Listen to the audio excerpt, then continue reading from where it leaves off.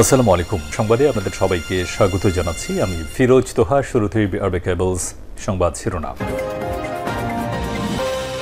বাংলাদেশের সর্বশেষ গুরুত্বপূর্ণ আপডেট সংবাদে আপনাকে স্বাগত। শুরুতেই সংবাদ শিরোনাম, পরে বিস্তারিত। শুরুতেই জানাবো, শেখ হাসিনার বক্তব্য পছন্দ করছে না বাংলাদেশের সরকার। ভারতকে বার্তা দিলেন বাংলাদেশের পররাষ্ট্র সচিব মোহাম্মদ জসিমউদ্দিন।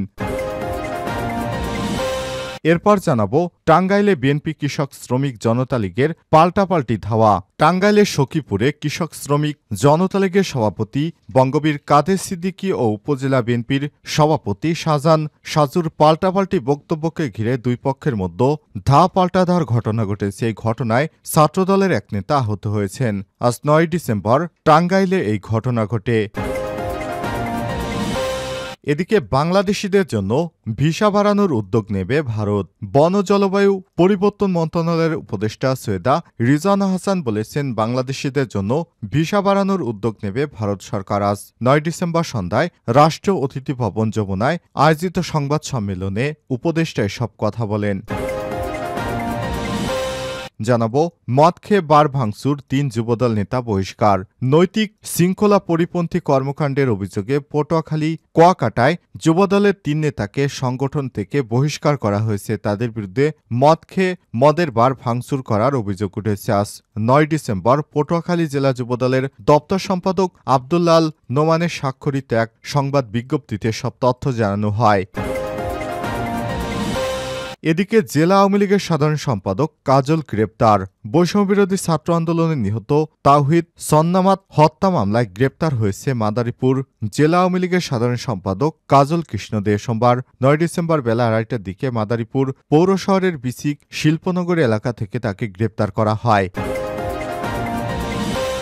এবং সর্বশেষ জানাবো, এবার বাংলাদেশিদের হুঁশিয়ারি দিলেন পশ্চিমবঙ্গের মুখ্যমন্ত্রী মমতা বন্দ্যোপাধ্যায়। বাংলাদেশ ও ভারতের সম্পর্কের উত্তেজনা এখনো কমেনি, বরং দিন দিন তা বাড়ছে। বাংলাদেশে আগত ভারতের পররাষ্ট্র সচিবের সঙ্গে বৈঠকের দিনেই পশ্চিমবঙ্গের মুখ্যমন্ত্রী মমতা বন্দ্যোপাধ্যায় বাংলাদেশকে নিয়ে এক হুঁশিয়ারি দিয়েছেন। তিনি বলেছেন, ওনারা বাংলাদেশ বিহার দখল করে নেবে, আপনারা দখল করতে আসবেন আর আমরা বসে বসে ললিপপ খাবো, এটা হতে পারে না। বাংলাদেশকে উদ্দেশ্য করে তিনি বলেছেন, ভারতের গণমাধ্যম এপিপি আনন্দ এই বক্তব্য সম্প্রচার করেছে।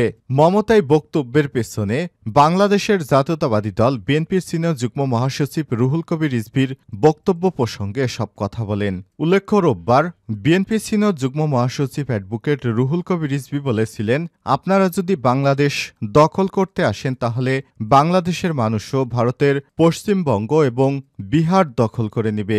এই কথার পরিপ্রেক্ষিতে আজ মমতা বন্দ্যোপাধ্যায় এসব কথা বললেন। তিনি বলেছেন, আপনারা বাংলাদেশিরা যদি ভারতের বিহার, উড়িষ্যা এবং পশ্চিমবঙ্গ দখল করতে আসেন তাহলে ভারতের জনগণ বসে বসে ললিপপ খাবে না, তারাও এর প্রতিকারে ব্যবস্থা নেবে। প্রিয় দর্শক, এতক্ষণ শুনছিলেন সংবাদ শিরোনাম, এবারে বিস্তারিত। তবে তার আগে বন্ধুরা, অনুরোধ থাকবে এই সংবাদটিতে একটি লাইক দিন।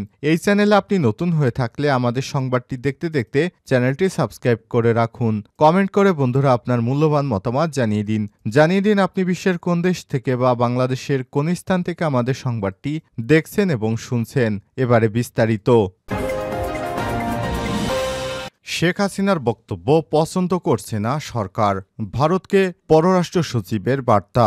ভারতে অবস্থানরত বাংলাদেশের পলাতক প্রধানমন্ত্রী শেখ হাসিনা রাজনৈতিক বক্তব্য পছন্দ করছে না বাংলাদেশের অন্তর্বর্তীকালীন সরকার। এই বার্তা পৌঁছে দিতে ভারতের পররাষ্ট্র সচিব বিক্রম মিশ্রিকে অনুরোধ জানিয়েছে বাংলাদেশ। সোমবার ৯ ডিসেম্বর সন্ধ্যায় সেগুনবাগিচায় জনাকীর্ণ সংবাদ সম্মেলনে পররাষ্ট্র সচিব মোহাম্মদ জসিমউদ্দিন এসব কথা বলেন। শেখ হাসিনাকে ভারত থেকে বাংলাদেশে ফিরে আনা প্রসঙ্গে জসিমউদ্দিন বলেন, সাবেক প্রধানমন্ত্রীকে নিয়ে আলোচনা হয়েছে, তাকে ফেরানোর বিষয় সংশ্লিষ্ট মন্ত্রণালয় থেকে অনুরোধ আসার বিষয়, আর এটি রাজনৈতিক সিদ্ধান্ত যখন হবে পররাষ্ট্র মন্ত্রণালয় তখন ব্যবস্থা গ্রহণ করবে। এটা এফওসিতে কেন, যে কোনো পর্যায় হতে পারে, সেটা কূটনৈতিক পর্বের মাধ্যমেও হতে পারে। দিল্লিতে আমাদের যে মিশন আছে তার মাধ্যমেও জানানো যায়। পররাষ্ট্র সচিব আরও বলেন, শেখ হাসিনা ভারতে অবস্থান করে যে বক্তব্য রাখছেন এই বক্তব্যের প্রতি আমরা তার দৃষ্টি আকর্ষণ করছি। আপনারা গতকাল শুনেছেন তিনি শেখ হাসিনা একটি বক্তৃতা দিয়েছেন, এটা এ সরকার পছন্দ করছে না এবং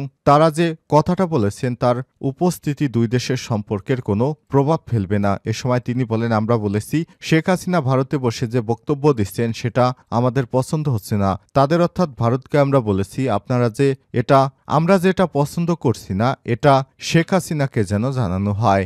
আমার কাউন্টার পার্ট তারা যেন নোটে নিয়েছে। সোমবার সকালে ঢাকায় আসেন ভারতের পররাষ্ট্র সচিব বিক্রম মিস্ত্রি।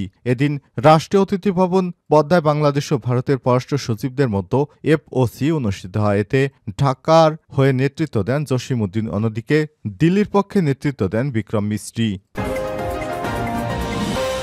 টাঙ্গাইলে বিএনপি কৃষক শ্রমিক জনতা লীগের পাল্টাপাল্টি ধাওয়া। টাঙ্গাইলের সখীপুরে কৃষক শ্রমিক জনতা লীগের সভাপতি বঙ্গবীর কাদের সিদ্দিকী উপজেলা বিএনপির সভাপতি শাহজাহান সাজুর পাল্টাপাল্টি বক্তব্যকে ঘিরে দুই পক্ষের মধ্যে ধাওয়া পাল্টা ধাওয়া এবং সংঘর্ষের ঘটনা ঘটে। এই ঘটনায় ছাত্রদলের এক নেতা আহত হয়েছেন। সোমবার ৯ ডিসেম্বর দুপুরে সখীপুর পৌর শহরের প্রাণকেন্দ্রে তালতলা চত্বরে এই ঘটনা ঘটে। এ সময় সেনাবাহিনী পুলিশ সদস্যরা ঘটনাস্থলে গিয়ে পরিস্থিতি নিয়ন্ত্রণে আনেন। সখীপুর থানার ওসি জাকির হোসেন বিষয়টি নিশ্চিত করেছেন। প্রত্যক্ষদর্শীরা জানায়, শনিবার বিকেলে উপজেলা কৃষক শ্রমিক জনতা লীগের আয়োজনে বর্ধিত সভায় বঙ্গবীর কাদের সিদ্দিকী বর্তমান বিএনপিকে আগের আওয়ামী লীগের সঙ্গে তুলনা করে বলেছিলেন, আগে আওয়ামী লীগ যেখানে চাঁদা নিত এখন বিএনপি সেখানে চাঁদা নেয়। এমন বক্তব্য সামাজিক যোগাযোগ মাধ্যমে প্রচার হওয়ার পর রাতেই উপজেলা বিএনপি এবং তার সহযোগী সংগঠনের নেতাকর্মীরা মিছিল নিয়ে পৌর শহরের প্রাণকেন্দ্রে তালতলা চত্বরে এসে জড়ো হন। তাৎক্ষণিক প্রতিবাদ সভায় উপজেলা বিএনপির সভাপতি বীর মুক্তিযোদ্ধা শাহজাহান সাজু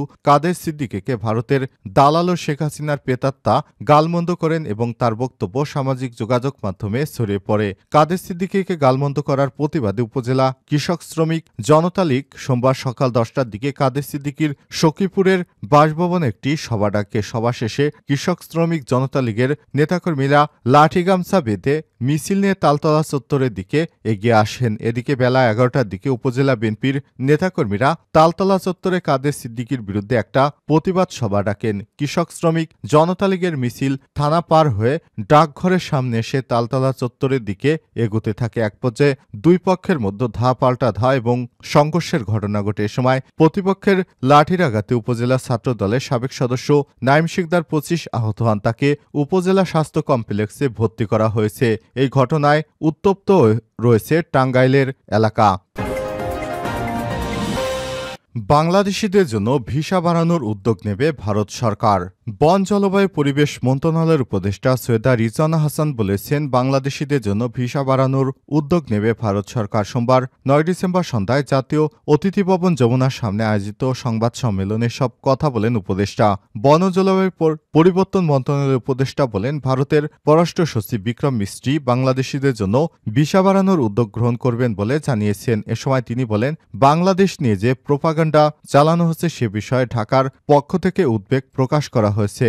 অপপ্রচারের বিষয়ে ভারতের পররাষ্ট্র সচিব বলেছেন, বাংলাদেশ সম্পর্কে যে অপপ্রচার হচ্ছে সে বিষয়ে ভারত সরকার দায়ী নয়, এটি বিভিন্ন সংগঠনের কাজ। সৈয়দা রিজওয়ানা হাসান বলেন, শেখ হাসিনা ভারতে বসে বিভিন্ন উস্কানিমূলক বক্তব্য বিবৃতি বিষয়ে সরকারের পক্ষ থেকে উদ্বেগ জানানো হয়েছে। বাংলাদেশের সঙ্গে দ্বিপাক্ষিক সম্পর্ক আরও এগিয়ে নিতে এবং সম্পর্ক জোরদার করতে ভারত ইচ্ছে পোষণ করেছে বলেও জানান তিনি। পররাষ্ট্র মন্ত্রণালয়ে আয়োজিত ব্রিফিংয়ে পররাষ্ট্র সচিব জসিমউদ্দিন আর বলেন, ভারতে শেখ হাসিনার অবস্থান ও বিভিন্ন সময় দেয়া বক্তব্য বাংলাদেশ পছন্দ করছে না এমন বার্তা দেওয়া হয়েছে। এ সময় তিনি আরও বলেন, শেখ হাসিনা ভারতে অবস্থান করে যে ধরনের বক্তব্য দিয়ে যাচ্ছেন সেটা সরকার পছন্দ করছে না বলে ভারতের পররাষ্ট্র সচিবকে জানানো হয়েছে। উত্তরে বিক্রম মিস্ত্রি জানিয়েছেন, শেখ হাসিনার অবস্থান দুই দেশের মধ্যে কোনো বাধা হওয়া উচিত নয়। মদ খেয়ে বার ভাঙচুর, ৩ যুবদল নেতা বহিষ্কার। নৈতিক শৃঙ্খলা পরিপন্থী কর্মকাণ্ডের অভিযোগে পটুয়াখালী কুয়াকাটার যুবদলের ৩ নেতাকে সংগঠন থেকে বহিষ্কার করা হয়েছে। তাদের বিরুদ্ধে মদ খেয়ে বার ভাঙচুর করার অভিযোগ উঠেছে। সোমবার ৯ ডিসেম্বর সকালে পটুয়াখালী জেলা যুবদলের দপ্তর সম্পাদক আব্দুল্লাহ আল নোমানের স্বাক্ষরিত এক বিজ্ঞপ্তিতে সব তথ্য জানানো হয়। বহিষ্কৃতরা হলেন কুয়াকাটা পৌর যুবদলের ৭ নং ওয়ার্ড সভাপতি মোহাম্মদ সোহেল মিয়াজি, কুয়াকাটা পৌর যুবদলের ৭ নং ওয়ার্ড সদস্য মিরাজ হাওলাদার এবং কুয়াকাটা পৌর যুবদলের সদস্য মোহাম্মদ ইউসুফ ঘরামি 3 জনকেই দলের সব কার্যক্রম থেকে বহিষ্কার করা হয়েছে। এ বিষয়ে বহিষ্কৃত যুবদল নেতা সোহেল মিয়াজি বলেন, আমি এমন কোনো কর্মকাণ্ডের সঙ্গে জড়িত নই যে আমাকে দল থেকে বহিষ্কার করা হবে। এটা সম্পূর্ণ দলীয় ষড়যন্ত্রের শিকার হয়েছি। অপর বহিষ্কৃত যুবদল নেতা ইউসুফ ঘরামি বলেন, আমার বিরুদ্ধে আনা সব অভিযোগ ভিত্তিহীন। এটা সম্পূর্ণ দলীয় ষড়যন্ত্রের বিষয়। শীঘ্রই সংবাদ সম্মেলনের মাধ্যমে প্রতিবাদ করা হবে এবং অন্য যুবদল নেতা মিরাজ হাওলাদারকে মোবাইল ফোনে পাওয়া যায়নি।